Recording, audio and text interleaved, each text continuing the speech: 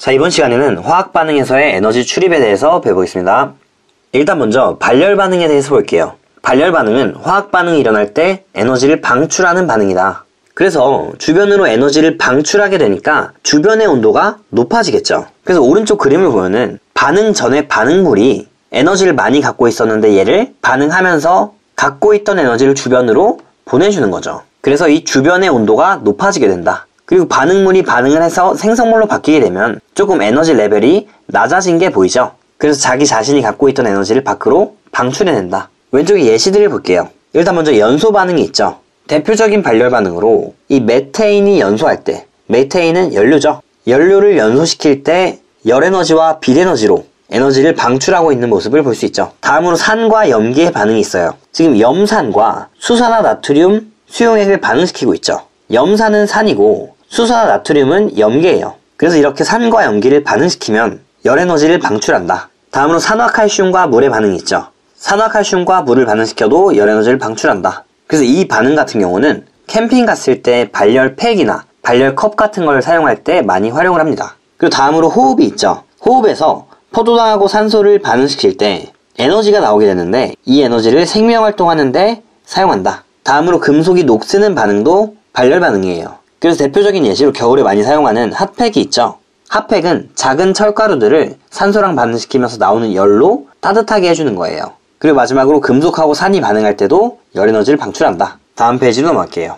이제 흡열 반응에 대해서 볼게요. 흡열 반응은 화학 반응이 일어날 때 에너지를 흡수하는 반응이다. 그래서 주변에서 에너지를 흡수하니까 주변의 온도가 낮아지겠죠. 그래서 오른쪽 그림을 보면은 원래 갖고 있던 이 반응물의 에너지보다 생성물의 에너지가 더 커졌죠. 왜냐면 주변에 있는 에너지를 갖고 왔기 때문이에요. 주변에 있는 에너지를 흡수했다. 주변의 에너지를 흡수했으니까 주변은 온도가 차가워지겠죠. 열을 뺏겼으니까. 밑에 예시를 한번 봐볼게요.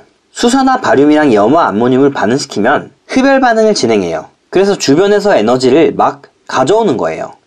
그렇게 되면 물이 에너지를 뺏기면서 온도가 낮아지면서 얼음이 될 수도 있는 거죠. 주변 온도가 낮아졌기 때문에 얼음이 될 수 있는 거죠. 그런데 이 반응하는 물질들은 반대로 에너지를 흡수했죠. 그래서 반응하는 물질들은 온도가 높아진다. 그리고 왼쪽에 예시들을 볼게요. 흡열 반응의 예시로는 소금과 물의 반응. 소금하고 물이 반응할 때 열에너지를 흡수해서 주변을 차갑게 만든다. 그리고 방금 전에 했던 수산화 바륨과 염화 암모늄의 반응이 있고 광합성을 할 때는 빌에너지를 흡수하죠. 그래서 열을 흡수하는 반응이고 그래서 흡열 반응이고 다음으로 물의 전기분해. 전기 에너지를 흡수해서 수소랑 산소로 분해가 된다. 그러니까 흡열 반응이고 질산암모늄과 물이 반응할 때도 주변에서 열을 흡수한다. 탄산수 나트륨의 열분해를 할 때도 열에너지를 흡수하면서 분해가 된다. 다음 페이지로 넘어갈게요.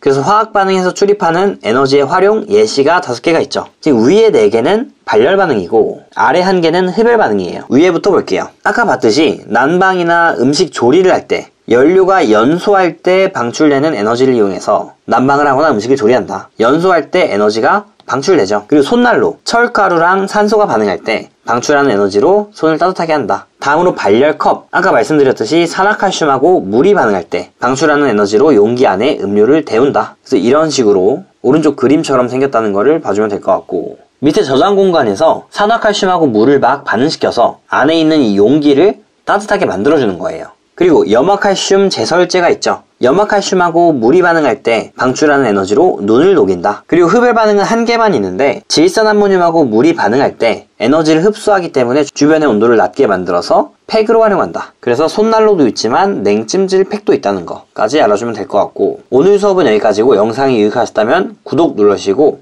좋아요 눌러주시면 감사하겠습니다.